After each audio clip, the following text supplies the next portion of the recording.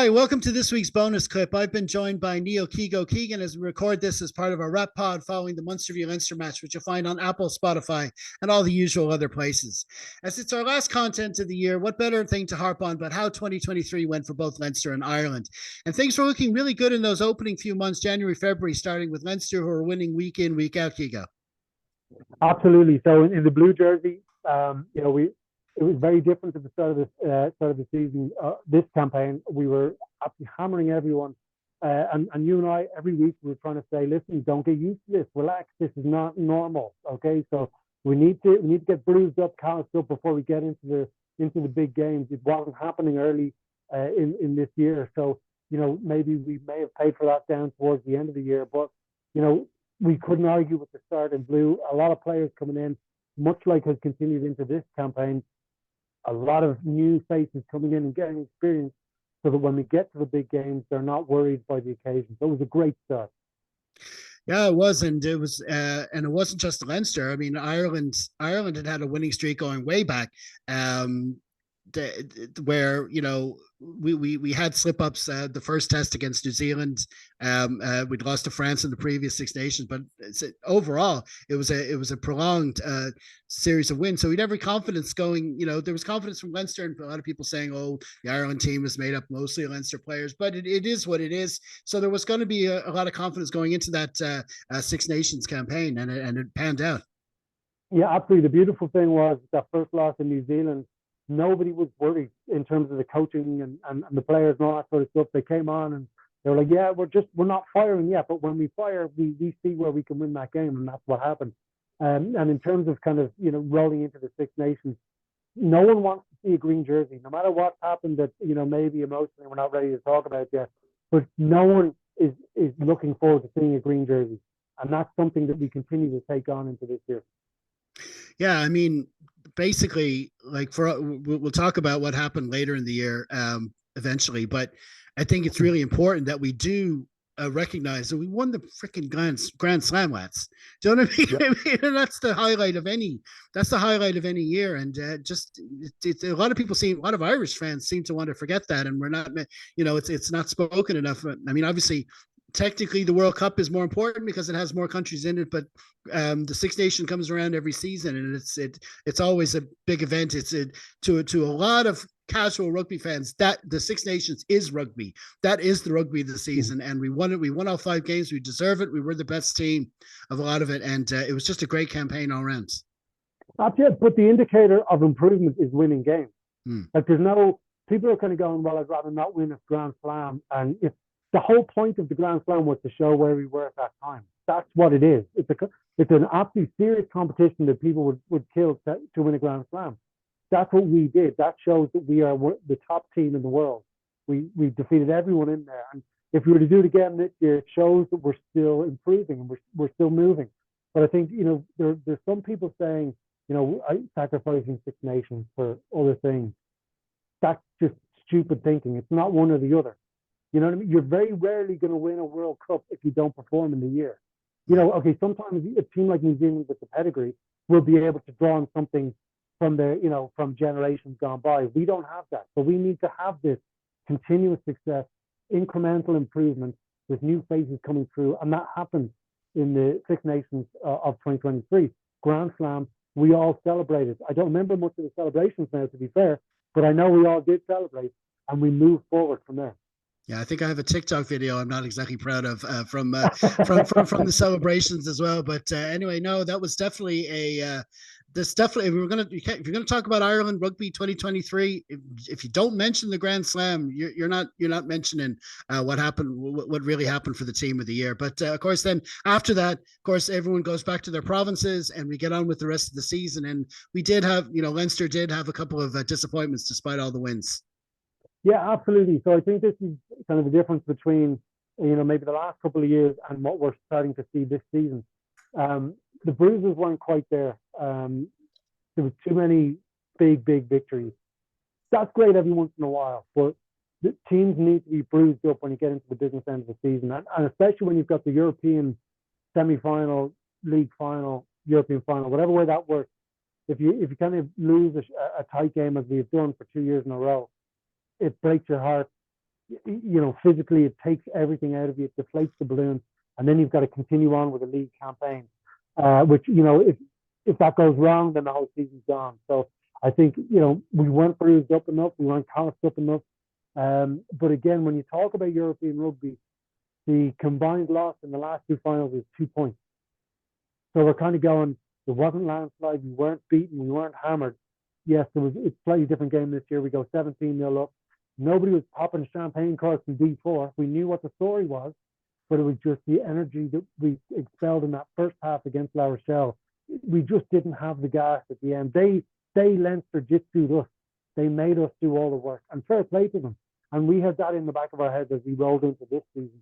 And, it was a great game for us a couple of weeks ago over in their home patch. But yeah, it was a heartbreaking end to the season. Definitely it was. I mean, a lot has been made, in particular about the Munster game, about our selection for that game. That maybe this new kind of coaching setup would look at it differently and just say, listen, pick your best team for this weekend's match and worry about next week. But but on that, it's a very uniquely Leinster problem though, because it's only really Leinster that find themselves. I mean, Munster were out of Europe at that stage when they played. So they didn't have a European final the following week. And La Rochelle, they didn't have their top 14 playoffs. Yeah. Then they were to come a month down the line, and we saw how that went for them. So it was a unique problem. And I think maybe we did make errors there, but like you say, it was 1 point here, 1 point there. And hopefully maybe we can turn that around going forward. Yep. Sorry, can I just say one thing in terms of the selection going forward? I think what Leo and Stuart did was they trusted the squad that they had built. Yeah. I had no real issues with it. I understand you kind of go, okay, there's a starting 15 that you would pick every day of the week, but you've also got to trust the squad.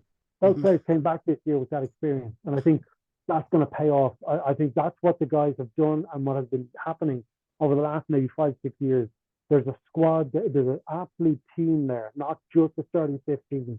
And in the big jersey, it's a similar situation. It's not just a starting 15 every week. Jimmy O'Brien is the example, right? What the job he's done and the experience he's gained, the heartbreak he's had, and you look at what he's done in the big jersey when he's called upon and the Leinster jersey when he's called upon. That's exactly what Leo and Stuart were building over the last few years, a full-on team, not just a starting 15. Yep, and so that was, and you're absolutely right. I mean, it's just a uniquely Leinster problem. Is I guess it's the point, and it's like you say, you have the team that brought you there, and the players that brought you there, and you do have to have faith in them. It's just will be interesting to see what happens if we get into that, and hopefully we will have that problem again at the end of the season, and we'll see how we deal with it. But of course, then the season was over. Leinster, they didn't get into trophies. Fair play to Munster. They won, and they did it amazing in those playoffs. Those 3 wins were awesome, and we're going to give that to them. It's a big highlight for them for the year. And but then of course, then we all the attention moved onto the World Cup. And how do you summarize that in like 2 minutes? Okay, I'm going through a tunnel here. I might use this. No, this is it. Like this was. I remember speaking to my old man. He's had his heart broken far more times than you and I have, when supporting Ireland. And I keep trying to say to him, it's different. And everyone would say it's different. And it is different. It is exactly what it says on the tin. It was a different thing. Shaggy said on the TV, if not now, when? And we went into the New Zealand game after, performances improving as we went along. And he was very quiet that morning, the old man. It was like he'd seen many, many ghosts before, and I was like, it's different, guys. It's different. This is a different game. Let's just roll forward positively. And then the game happened, and it was tough. We didn't really fire a shot. There was a lot left out there, and I think that's what breaks the hearts more. It's not a lack of effort. They were fighting all the way to the end. If the game was on now, they'd still be fighting for that point. But we did not play well. We go in a couple of points down at halftime, even playing badly. Kind of, if you get a little bit of a kick in the arse, if Farrell does a Farrell thing and screams at people or whatever he does, the game was still there to win. And, New Zealand had moments of magic. Jordan's a magic player. They have a magic midfield, a couple of lapses in concentration, a bit of pressure. And, it's not just for tires and brass straps, it's for professional athletes as well. And, we just weren't firing. And, friends of ours were out there and they were just saying that the oxygen was sucked out of the stadium, and then with France going out the next morning or that it was just World Rugby just were hoping they could fix matches so they could keep one of us in the competition. But no, it was heartbreaking, and you can see what it meant to the lads. But then, this is all about building up the armor to go again. We've got to go again. That's it. There's no other option. Yeah, absolutely. I mean, there's nobody has a divine right to win any match, and I mean, the up to that point, we've done really well. We beat South Africa. We deserved that win. We topped the pool. The way the draw went, a lot was said about the draw. You can't, if you're summarizing the year, you can't not mention it because it did play a factor. We busted our balls to win the group, but then we still got New Zealand in the next round, a fired up New Zealand, and they played well. They always have a good game in them, they do. And we just fell short. Like you say, it was just down to that penalty right at the end. But then again, a lot of the work had been done earlier in the match. But anyway, it was disappointment. But it is what it is. And one thing is for sure, Andy Farrell ended up getting Coach of the Year, deserved that, new contract, deserved that, and he definitely, if anyone deserves another shot, and probably going to get the Lions job as well, all of that, fully deserved, whatever about what happened against New Zealand, and I think that's probably the biggest takeaway, and every reason to be confident about 2027. Absolutely. I think when you see the Lions are playing here before they go off on tour, that kind of tells you who's going to get the coaching job. But I think, everything that has been said about him is accurate and correct. Everything that's been said about the team is accurate and correct.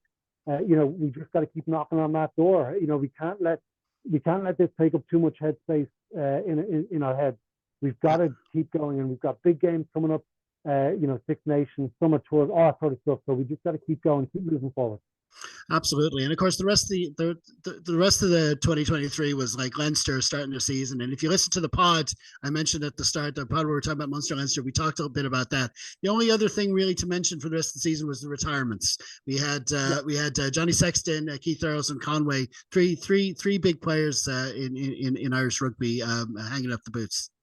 Absolutely, starting with Captain Sexton.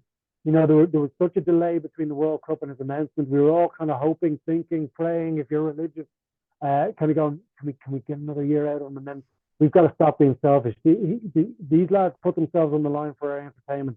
Sexton deserves a long and healthy, rich life. And you talk about the man from Munster, what an absolute warrior he is.